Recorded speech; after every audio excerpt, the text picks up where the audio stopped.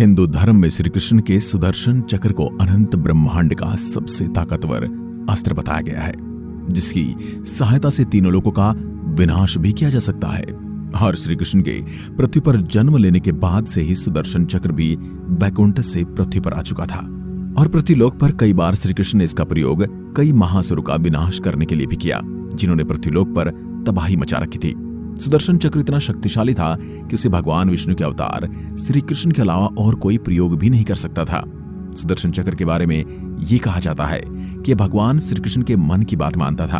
और श्री कृष्ण के बिना बोले ये समझ जाता था कि श्री कृष्ण किस पर वार करना चाहते हैं। और अगर एक बार श्री कृष्ण ने सुदर्शन चक्र को किसी की ओर छोड़ दिया तो वह चाहे किसी भी लोक में छिप जाए, सुदर्शन चक्र उसका पीछा करके उसका अंत ही करता था।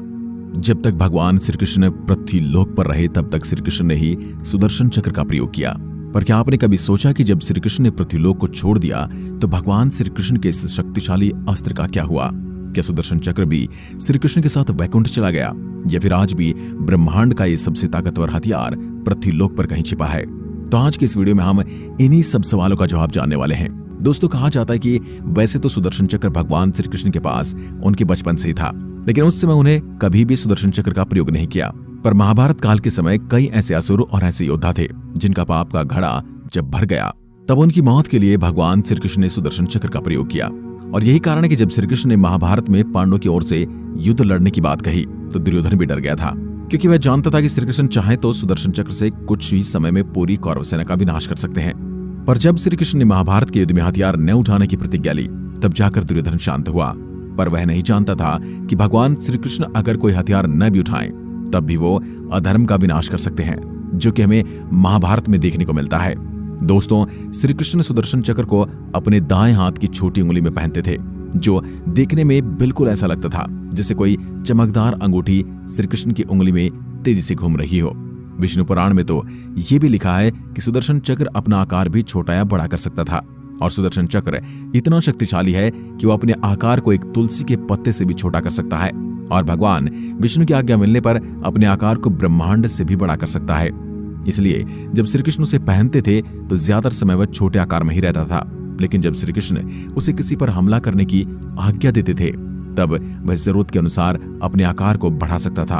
आप जानकर हैरान हो जाएंगे, पर ऋग्वेद में सुदर्शन चक्र को कोई अस्त्र नहीं बल्कि समय का चक्र माना गया है, जिसमें सुदर्शन चक्र का घूमना समय के लगातार चलने को दर्शाता है, जिसमें अगर भगवान विष्णु चाहें तो सुदर्शन चक्र को रोककर समय को भी रोक सकते हैं और उसे उल्टा घुमाने से समय में पीछे जाकर कई फेरबदल कर सकते हैं। कई ग्रंथों में लिखा गया कि जब भगवान विष्णु को किसी बड़े पाप को होने से रोकना होता है तब वह इसकी दिशा घुमाकर समय को पीछे करते हुए चीजों को इस तरह से बदलते थे कि वह पाप दोबारा नहीं होता था। इसके अलावा कई धर्म ग्रंथों में यह भी लिखा है कि सुदर्शन चक्र में भगवान विष्णु समय में आगे भी जा सकते हैं, जिसके कारण वे आने वाले भविष्य और उससे दुनिया पर होने वाले प्रभाव को भी देख पाते थे। यही कारण है कि महाभारत के युद्ध में श्री कृष्ण जानते थे कि उनके बिना पांडव महाभारत का युद्ध हार जाएंगे। इसके अलावा श्री कृष्ण ये भी जानते थे कि महाभारत के युद्ध में कौरवों को हराना इतना आसान नहीं है, इसलिए श्री कृष्ण ने महाभारत के युद्ध में धर्म की जीत के लिए कई बार छल का प्रयोग भी किया था। इसके अलावा महाभारत में अर्जुन को गीता का उपदेश देने के लिए भी भगवान श्री कृष्ण ने सुदर्शन चक्र को ही घूमते हुए रोक दिया था, जिससे समय की गति रुक गई और फिर श्री कृष्ण ने कुरुक्षेत्र की युद्ध भूमि के बीच खड़े होकर अर्जुन को गीता का उपदेश दिया। दोस्तों, शिव पुराण की माने तो सुदर्शन चक्र दो अलग अलग चक्र से मिलकर बना है, जिनमें दोनों चक्र दो अलग अलग दिशाओं में घूमते हैं। और शिव पुराण की माने तो इसमें सबसे बड़े चक्र में 10 लाख अलग अलग ब्लेड लगे होते हैं, जो ब्रह्मांड में किसी भी वस्तु का विनाश कर सकते हैं।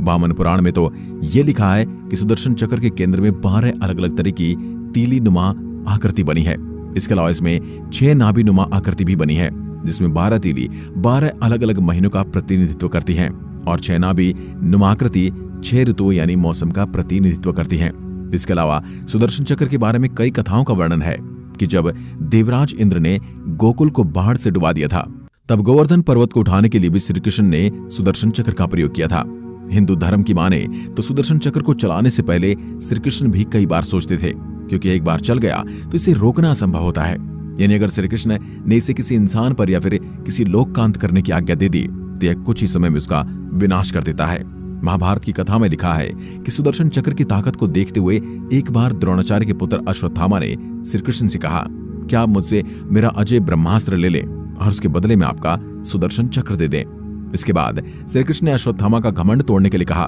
कि हाँ बिल्कुल, तुम चाहो तो मेरा सुदर्शन चक्र ले सकते हो, पर इसके लिए तुम्हें इसे उठाना होगा ताकि मुझे भी पता चले कि तुम इसके लायक हो, और अगर तुमने ऐसा कर दिया तो मुझे इसके बदले कुछ नहीं चाहिए, तुम सुदर्शन चक्र भी रख लेना। अश्वत्थामा श्री कृष्ण के ऐसे वचन सुनकर काफी ज्यादा प्रसन्न हो गया। वैसे तो अश्वत्थामा पृथ्वीलोक का काफी ताकतवर योद्धा था, जिसने बड़े बड़े देवताओं तक को युद्ध में परास्त किया था, इसलिए उसने भी सोचा कि उसके लिए सुदर्शन चक्र उठाना काफी आसान होगा। लेकिन जब उसने ऐसा करने की कोशिश की तो सुदर्शन चक्र उससे हिला भी नहीं। अश्वत्थामा ने काफी देर तक सुदर्शन चक्र को उठाने या फिर हिलाने की कोशिश की, लेकिन सुदर्शन चक्र की स्थिति में कोई परिवर्तन नहीं हुआ। अश्वत्थामा ये जान चुका था कि इस शस्त्र को उठाना उसकी बस की बात नहीं है। जब अश्वत्थामा ने हार मान ली तब श्री कृष्ण ने हंसते हुए अश्वत्थामा से कहा कि उपहार अपनी सीमा में रहकर मांगना चाहिए। श्री कृष्ण की ऐसी बातें सुनकर और दुखी और अपमानित होकर अश्वत्थामा वहां से चला गया, जिससे आप अंदाजा लगा सकते हैं कि आखिर सुदर्शन चक्र कितना शक्तिशाली होगा।